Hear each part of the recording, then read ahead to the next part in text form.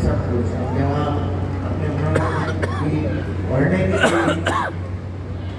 सब चीज़ें आपके मन से निकाल लेते हो, तो इसको भी आप निकालो मन से, निकाल के और साथ साथ में करो। किसी भी तरह से इस बात से नहीं करो कि संस्कृत है हम कैसे पढ़ेंगे।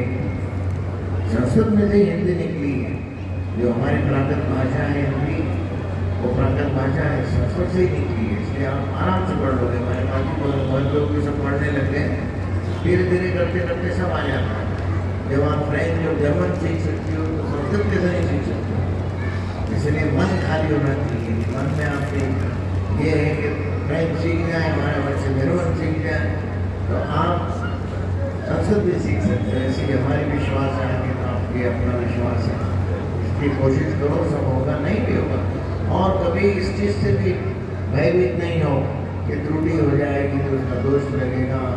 भगवान किसी का बुरा नहीं करते, सदगुरु करेंगे तो अच्छा करेंगे, नहीं तो नहीं करेंगे। गुरु महाराज भगवान जो है जो भी करेंगे हमारे लिए अच्छा करेंगे। इसलिए कभी भी मान लो और से त्रुटि में हो जाए बोलने में, मंत्रों में या कोई विधि में, तो उसमें किसी भी तरह से ऐसे भयभीत नहीं होना चाहिए, तो अनिष्ट होगा। भगवान की मूर्ति जो है, गुरु महाराज की जो सूरत है, वो हमेशा मंगलदायी है, सदा मंगलदायी। दर्शन से जब मंगल होता है तो उनके स्मरण से मंगल कैसे नहीं होगा। इसलिए मंगलम भगवान विष्णु मंगलम गरुड़ध्वजम मंगलम भूतनाथम मंगलाय तनोहरि। तो जिनकी दर्शन से, जिनके तन के दर्शन से, मूर्ति के दर्शन से मंगल होता है, उनका जो स्मरण है, जो नाम है, मान लो विष्णु जी का नाम है, विष्णु रसनाम बोलने में विष्णु काफी लंबा है। हमारे यहाँ सब महिमन तो करने लग गए, महिमन स्वीकार करना सबको अच्छा हो गया है। हमें भी आनंद आता है जब खूब ध्वनि बनती है, खूब ध्वनि बन के आनंद आता है। और आगे गुरुनाथ जाने पर हमारा मन होता है कि 1 लाख आदमी अपन मिल के महिमन करें, 1 लाख बिना किसी माइक के हम मिलके जहाँ भी महिमन वगैरह और बिना माइक के, और देखो आनंद आएगा। जो माइक में तो जो बोलता है उसी की आवाज़ ज़्यादा आती है, और उसके बोलने में बाकी लोग को देखते हुए हमारी आवाज़ में बात नहीं, तो कौन धीरे जोर से बोलेगा, धीरे धीरे बोलेंगे। और माइक वाले की आवाज़ आने से बाकी सब लोग आपको धीरे हो जाते हैं, बस धीरे करो भाई। लेकिन बिना माइक के, आज देखो बिना माइक के करते मजा आएगा। हाँ, बिना माइक के करें, हाँ आनंद आएगा, ऐसी कोई बात नहीं। तो इतने जने मिल के करेंगे, माइक का क्या है। जब सूर्यनारायण भगवान निकलेंगे तो इन लाइटों का क्या महत्व है। पूरी दुनिया की लाइट जला दो, जितने पावर घर है सबके, जितनी बिजली बनती सब जला दो, लेकिन सूर्यनारायण भगवान की रोशनी अकेले की इतनी है कि वो इन सबको फीका कर देती है। इसलिए हम सब जो हैं सब भगत है नारायण जी की, और जितना हम महिमा और श्रीकांड ये सब करेंगे तो सूर्यनारायण भगवान की ऊर्जा की तरह इसका काम होगा। इसलिए अपन महिमा बिना माइक के करते हैं, हमको आनंद है, उससे आनंद आता है और स्मरण भी होता है। तो इसलिए हम इस तरह से, और कभी भी महिमन श्रीकांड जो भी आप लोग करें, महिमन सामूहिक रूप से जो ऊर्जा बनती है, जो पॉजिटिव एनर्जी होती है, वो पूरे उस क्षेत्र को पॉजिटिव कर देते हैं। जैसे आप दरबार में आओ, आते ही आपको एक अलग आनंद आएगा, क्योंकि यहाँ भजन मंत्र जो होते रहते हैं उसी जगह सिद्ध है। जहाँ भी भजन मंत्र वगैरह होते रहेंगे, भगवान का नाम होगा, भले संकीर्तन हो, राम राम की धुन भी होती हो, राधे श्याम होगा, वो वहाँ से सिद्ध हो जाता। वहाँ पे आने के बाद और उसकी पहचान, किसी विशिष्ट स्थान की पहचान क्या है। पहचान ये है कि जहाँ आने की स्मृति हो जाए, जहाँ आदमी आके भूल जाए, जहाँ आके भूल जाए, भूलना स्वभाव जब उसका हो जाए, क्योंकि भूलना कब होता है जब जीरो की तरफ बन जाता है। आपको नींद कब आती है, जब सब चीज हट जाती है, नींद आ जाती है, जीरो पे आ जाती है। जब तक सोचते रहो, घुमताड़ा करते रहो, जब तक नींद नहीं आती और टेंशन बढ़ जाता है। लेकिन जब सोचा भगवान जाने, हाँ भगवान नींद के रूप में पहुँच जाती है, निद्रा महारानी पहुँच के अपना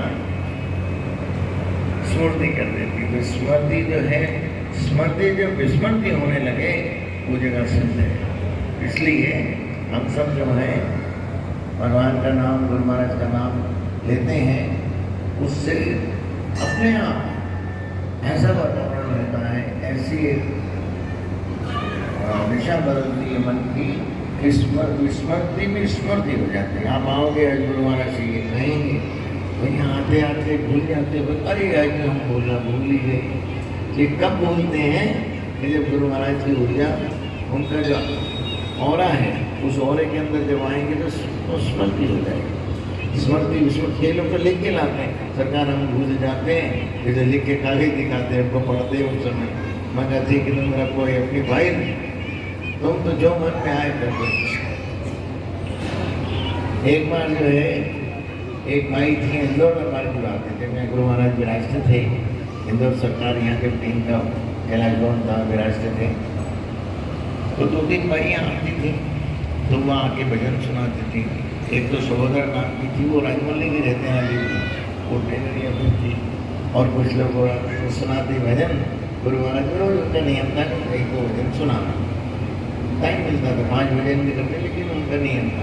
उनके साथ एक भाई नहीं आई, नई भाई उनके साथ आ गई। एक आध दिन दर्शन किया, दूसरे दिन किया, तीसरे दिन किया, तीसरे दिन गुरु महाराज ने उसको बोला, अच्छा तुम भी भजन सुनाओ, तुम भी कुछ सुनाओ, तुम भी कुछ सुनाओ, ऐसा बोला।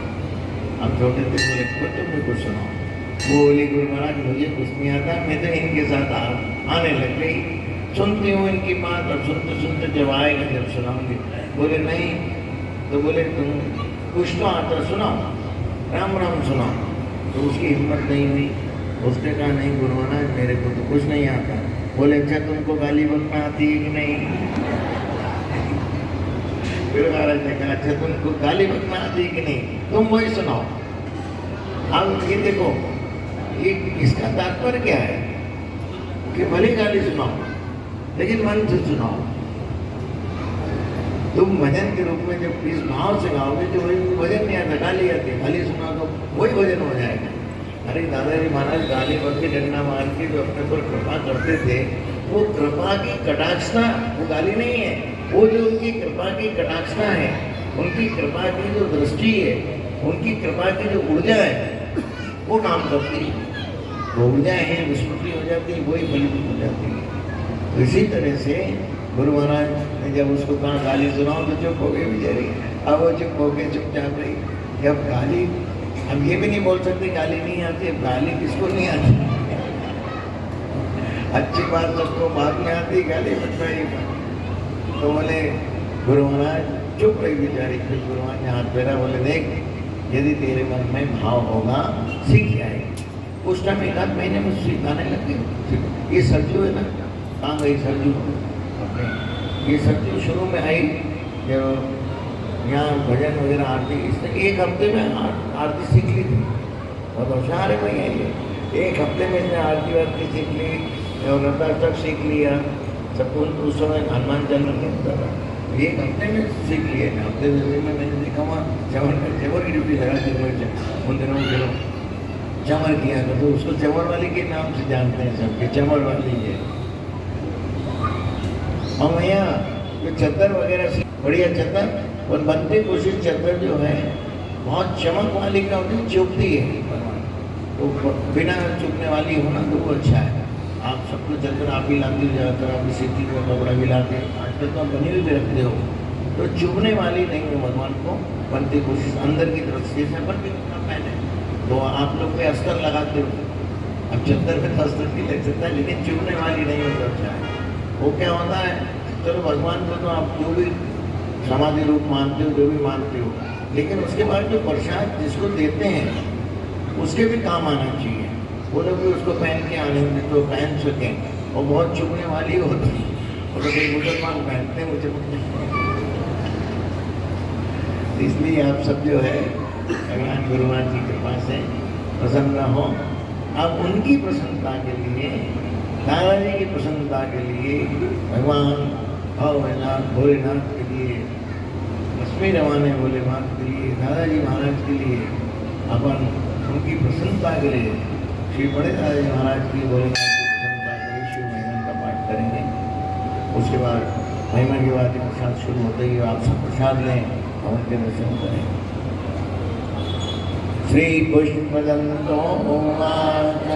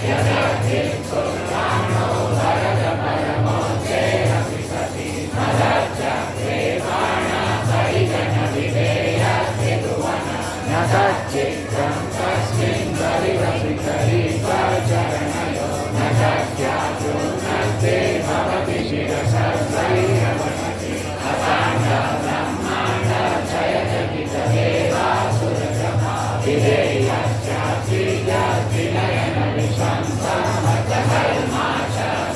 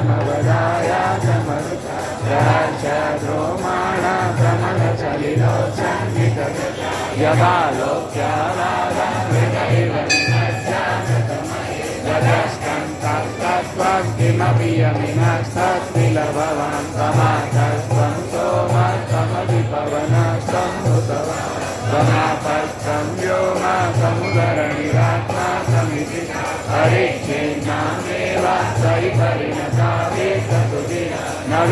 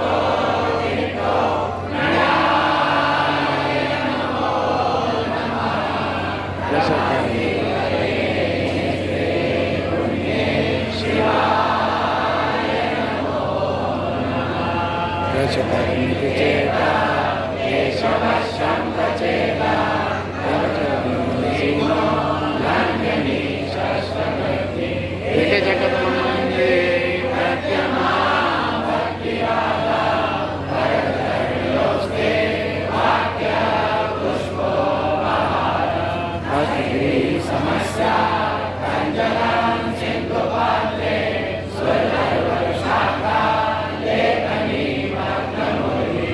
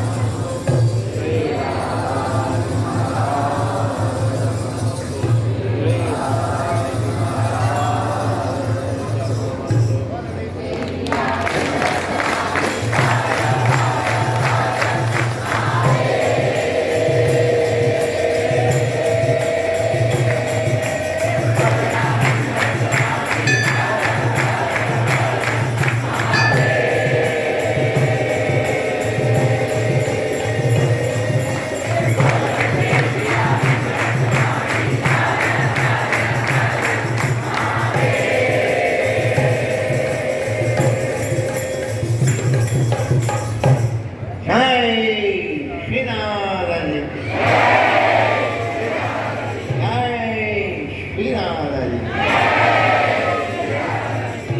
चिल्लाना नहीं है, हमारी नकल करना है। जय श्री राधा जी की। ऐसा आनंद आया, रोना भी रात में चाहिए तो हंसना भी ना, आप जो बैठे हो संगीत में जैसे, इसलिए जो है स्वर जो है भगवान की वाणी से निकला हुआ स्वर। नाक सबसे पहले नाक की उत्पत्ति हुई है, नाक जो है, नाक का स्वर जो है भगवान की पहली उत्पत्ति, तीसरे स्वर की उत्पत्ति हुई। इसीलिए थोड़ा स्वर में बोले, ये हमारा आपसे निवेदन है। दूसरा देखो, महिमा में आखिरी में हमने जो प्रार्थना करी, उस प्रार्थना में क्या है? अन्यथा शरणम नास्ति तमेव शरणम मम। म भी दो बार है कि पक्का किया जा रहा है। मम, हम शरणागत हैं। ऐसे शरणागत के लिए, शरणागत कौन है? जो शरण नहीं बनते। भक्त कौन है? जो विभक्त ना हो, उसके टुकड़े नहीं हो, वो भक्त। एक पीस जो है वो भक्त है, उसके टुकड़े हो जाए तो विभक्त हो गए। तो इसीलिए कभी भी अन्यथा शरणम नास्ति, जिससे दीक्षित हैं, जो हमारे सद्गुरु हमने मान लिए हैं, उसके अलावा किसी भी तरह से दूसरे की शरण में या दूसरे की उसमें नहीं जाना। एक अन्यथा शरण, दूसरे की शरण में नहीं, अन्यथा शरणम नास्ति नास्ति तमेव शरणम, आपकी शरण। तो जिससे हमने दीक्षा ली, जो हमारे सद्गुरु हैं, फिर भगवान को हम मानते हैं, उसी भगवान को मानते हैं, क्योंकि भगवान के सब रूप हैं। भगवान भोलेनाथ के ही, विष्णु भगवान है, शिव भगवान है, हनुमान जी है, सब वही है। लेकिन जिस भगवान की हमने आराधना करी है, उसी भगवान की, उसी गुरु की आराधना करना है। ऐसा नहीं कि अभी हनुमान जी की कर ली, गणपति जी की कर ली, आज इस गुरु के पास चले गए, कल उस गुरु के पास चले गए। ऐसा स्वभाव नहीं। इसलिए अन्यथा शरणम नास्ति तमेव शरणम मम। मम भी दो बार कहा है, मैं ये मैं प्रतिज्ञा कर रहा हूँ। इसलिए गुरु महाराज की कृपा से हमें अपनी अस्तित्व तभी बना रहेगा जब अपने मानसिक अस्तित्व में रहेगा। हमारा मन का अस्तित्व जो है यदि दृढ़ है तो ही हमारा अस्तित्व बना रहेगा। अस्तित्व जब होता है, जब मन होता है, मन से कभी भी अस्तित्व नहीं बढ़ना चाहिए। मन से कभी किसी भी तरह निराशित नहीं होना चाहिए। हमारे गुरु महाराज जी हमसे कहते थे, हम छोटे थे जब, कभी नंबर टेस्ट में कम आते हैं, कभी स्कूल में पढ़ते थे, टेस्ट में नंबर कम आते हैं, चेहरा उतना हुआ होगा थोड़ा सा भी, हमारे गुरु महाराज, क्यों बेटा आज क्यों चेहरा कुमलाया हुआ है? ऐसे बोल, कुमलाया हुआ है, कुमलाया बोलते थे हमारे गुरु महाराज। हमारे गुरु महाराज हमसे जैसे बोलते, क्यों बेटा आज चेहरा क्यों कुमलाया हुआ है? तो हम थोड़ी देर चुप रहते, फिर बोलते, फिर दोबारा पूछते, क्यों चेहरा कुमलाया बेटा? अपन समर्थ गुरु के बच्चे हैं, समर्थ गुरु के बच्चे हो के कैसे चेहरा कुमलाया? ऐसे बिल्कुल कड़क होकर बोलते, समर्थ गुरु के हमसे कैसे चेहरा कुमलाया? हमने कहा गुरु महाराज नंबर, अरे इतनी सी बात के लिए चेहरा कुमलाएगा तो आगे क्या करेगा? बोले मन निर्मल नहीं होना चाहिए। निर्मल मन में किसी भी तरह से विवेक नहीं जाएगा, किसी भी तरह प्रेरणा अशोक बंद हो जाएगा। तो यदि हम मानस रूप से, हमारी लक्ष्मी डॉक्टर साहब भी बैठी है, वो बताएंगे, ये तो मैया है जी डॉक्टर है। तो मन यदि निर्मल हो जाएगा तो किसी भी तरह से डिसीजन नहीं हो पाएगा, किसी तरह से प्रेरणा का शुरू भी बंद हो जाएगा। क्यों मैया डॉक्टर साहब ठीक बात है। इसीलिए हम कभी भी मन से निर्मल नहीं होना चाहिए, मन प्रबल रखो। हार के बाद जीत के बाद हार, ये तो क्रम मनुष्य जीवन में आएगा, ये सब होगा, लेकिन रात के बाद उजाला होगा ही होगा, निश्चित है। भगवान सूर्यनारायण भगवान तो उदय होंगे तो सब अच्छा होगा। लेकिन जब हम गुरु महाराज की शरण आ रहे हैं, तो गुरु महाराज की शरण आने से जो भी हमारा खराब समय भी है, जो भी दूषित कर्म है, वो क्षीण हो जाते हैं और जल्दी गुरु महाराज जो है उसमें प्रभात जैसी उजाला लाते हैं। तो उनकी शरण में आने के बाद जो भी हमारे दूषित कर्म है, वो चीज़ तो ऐसे कर्म है कि वो चीज़ उनके दर्शन मात्र से खत्म हो जाते हैं। जैसे भगवान कृष्ण भगवान जो है वो 16 कला है, भगवान राम जो है 14 कला शोभित है और भगवान कृष्ण जो है 16 कला। तो 15वीं और 16वीं कला क्या है? उनकी 15वीं जो कला है वो ये है कि उनके दर्शन मात्र से जो है दुष्कर्म जो है भस्म हो जाते हैं, खत्म हो जाते हैं। तो इसीलिए अपने दादाजी महाराज जो है श्री केशवानंद जी महाराज जी, बड़े दादाजी महाराज जो है शिव रूप है। तो शिव रूप के जब समय होते हैं तो अनंत हो जाता है, शिव जिसकी सीमा नहीं, अनंत। इसलिए उनकी जो अनंतता है वो अनंतता क्या है? अनंत कृपा है। कृपा निरंतर जब रहती है तो उसको अनंत रूप आता है। हम सब जो है ऐसे समर्थ गुरु की शरण में हैं जो हमारे कर्म को बदल सकते हैं, मनस को बदल सकते हैं और मौसम को, सबको, प्रकृति को बदल सकते हैं। जो प्रकृति के स्वामी हैं वो भगवान भोलेनाथ। एक बार भगवान भोलेनाथ ने सबकी ड्यूटी लगाई, इंद्र भगवान की ड्यूटी लगाई, अच्छा भाई तुम जल बरसाए करो। वायु की ड्यूटी लगाई, वायु देवता की, तुम हवा चलाए करो, सबको दूषित हवा हटा के ताजी हवा सबको फैलाए करो, जिससे संसार चल सके, मनुष्य को किसी तरह से उनका जीवन निर्वाह हो सके। और सबकी आखिरी में ड्यूटी लगाई काल की, जो काल यमराज है उनकी ड्यूटी लगाई। अच्छा भाई जिनका समय हो जाए उसको तुम लेके आया करो। अब काल ने देखा कि भाई काल कहता है नहीं, सबको लेके आया तो अपनी ड्यूटी कर रहे थे, करते करते उनको बहुत बुराइयाँ मिली। हर आदमी कहता था काल ले गया, जो मरता था उसको काल ले गया, काल ले गया। हर आदमी ये बोलता था काल ले गया। तो काल एक दिन खूब परेशान होकर रोने लगा। रोते रोते भगवान भोलेनाथ के पास गए। भगवान भोलेनाथ हिमालय में अपनी समाधि में बैठे हुए थे, आँख बंद थी, भगवान की समाधि में बैठे हुए थे। वो जाके खूब उनके सामने बैठ के उनकी जो व्यथा थी, व्यथा के कारण और जो उनको दोष मिल रहा था उसी कारण उनके आंसू खूब रोने लगे। रोते रोते रोते रोते काफ़ी देर जब हो गई, भगवान की जब आँख खुली, भोलेनाथ ने कहा काल कैसे आए हो, कोई दिक्कत है? बोले भगवान दिक्कत कोई नहीं, मैं तो सबको समय पे ले जा रहा हूँ, सब कर रहा हूँ, आपकी ड्यूटी बराबर कर रहा हूँ, लेकिन मुझे मेरा नाम सब खराब हो रहा है। सब मेरे को कहते हैं काल ले गया, काल ले गया, तो आप मेरी ड्यूटी बदल दो। बोले अच्छा, तुम जितनी देर से यहाँ रो रहे हो, तुम्हारी दोनों आंखों से जितने आंसू बहे हैं, एक आंख के आंसू जितने टपके हैं, जितने बूंदे टपकी, इतनी तरह की बीमारियाँ बन जाएंगी। दूसरी आंख से जितने आंसू टपके हैं इतनी तरह की घटना बन जाएगी। अब सब लोग उन बीमारी और घटना से मरेंगे, तुम्हारा नाम नहीं होगा। तो हम सब कहते हैं इसको कैंसर हो गया, इसको एक्सीडेंट हो गया। तो वास्तव में ये कब होता है? जब समय हो जाता है। कोई जाता है तो समय, उसका जीवन समय हो गया। तो इसीलिए किसी बीमारी से, किसी चीज़ से कोई चला जाए तो ये नहीं सोचना चाहिए अच्छा भाई जो हुआ अच्छा हुआ, भगवान गुरु महाराज जो करते हैं भगवान अच्छा। तो समय हो जाता है जब भी, नहीं तो दो जने बैठे, किसी को बीमारी हुई, किसी को नहीं हुई। तो जिसको नहीं हुई उसका समय नहीं हुआ, जिसको हो गई उसका समय हो गया। तो इसलिए किसी भी तरह से अपन बोलते हैं, यहाँ तक कि कुछ लोग ऐसे भी आते हैं, हमें कहना नहीं चाहिए और आप में से ही है कोई ऐसे लोग यहाँ के आते हैं हमारे को, सबको वो बोलते हैं गुरुवार में हम ही मिले थे, हमारे घर में ऐसा होना था। ऐसा तक हमको मुँह पे कहते हैं, ऐसे कहने वाले भी हैं, हमारे घर में ऐसा होना था, हमारे लिए ऐसा हो गया, हमसे क्या गलती हो गई है, ये क्या हो गया। हमने कहा भाई ये क्या, भगवान किसी का बुरा थोड़ी करते, गुरु महाराज किसी का बुरा नहीं करते। इसलिए अब इसी तरह हमारे साथ की बात है, सन 73-74 की बात हो गई। उस समय एयरक्राफ्ट में, एयर इंडिया में स्टूडेंट को आधा पैसे में टिकट मिलती थी। तो हमने बेंगलोर से दिल्ली की टिकट कराई, 350 की टिकट थी, 150 रुपये में आई। 300 रुपये की टिकट हुआ करती, 150 रुपये में आई। बेंगलोर से दिल्ली जाने के लिए हमने दशहरे के बाद फ्लाइट में जाने के लिए पड़ा।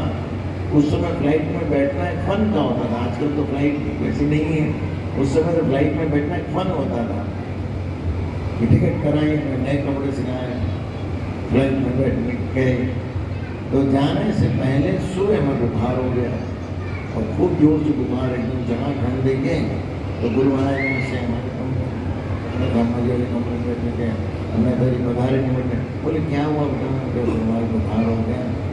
तो गुरु महाराज ने अच्छा बेटा कोई बात तुम बैठो, अच्छा हुआ। अब अच्छा हुआ कहते ही हमारे मन में आया मैं कि हमें आज जाना और बुखार चढ़ रहा है और गुरु महाराज ये तो नहीं कह रहे ठीक हो जाएगा, कह रहे अच्छा होगा और बुखार भी नहीं उतरा। फिर हम कैंसिल हो गई फ्लाइट, हमारा जाना कैंसिल हुआ, टिकट कैंसिल हुई, हमारे साथ जा रहे 2 दिन हम नहीं गए। जो होना था ठीक है। अगले दिन छुपी अखबार में या नई दुनिया में फोटो छपी कि जो जहाज पहले फ्लाइट इंदौर से एक ही जाती थी, इंदौर से भोपाल, भोपाल से ग्वालियर, ग्वालियर से दिल्ली, ऐसे हॉपिंग फ्लाइट जाती थी। तो उसमें तो दूसरे दिन उसमें अखबार में छपा कि इंदौर से जो दिल्ली फ्लाइट जा रही थी वो भोपाल में लैंड होती समय उसके टायर नष्ट हो गए और वो स्किड कर गया।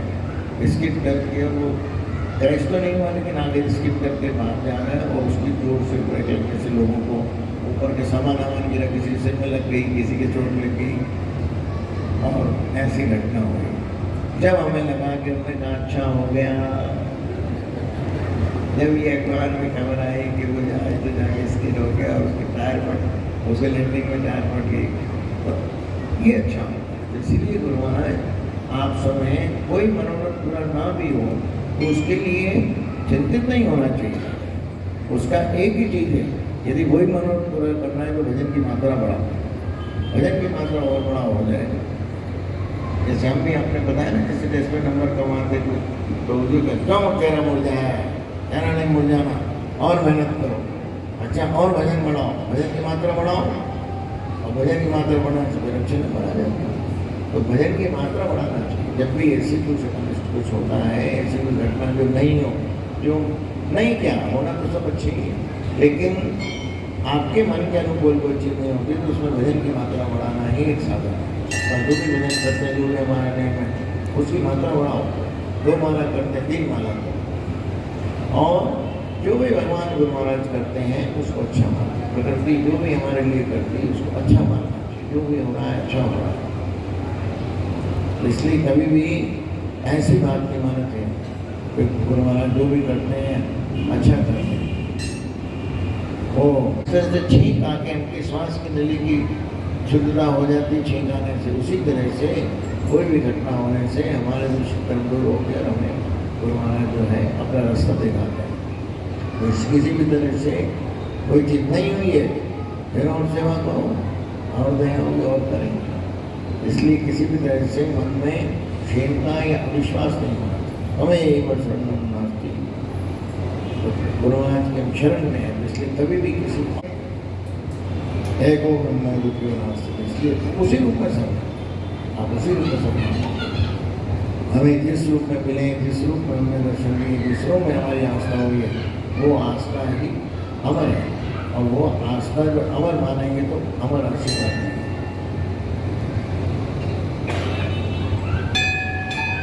श्री गौरी शंकर महाराज की जय, श्री भोले वाले महाराज की, श्री हरिराम भोले भगवान की जय।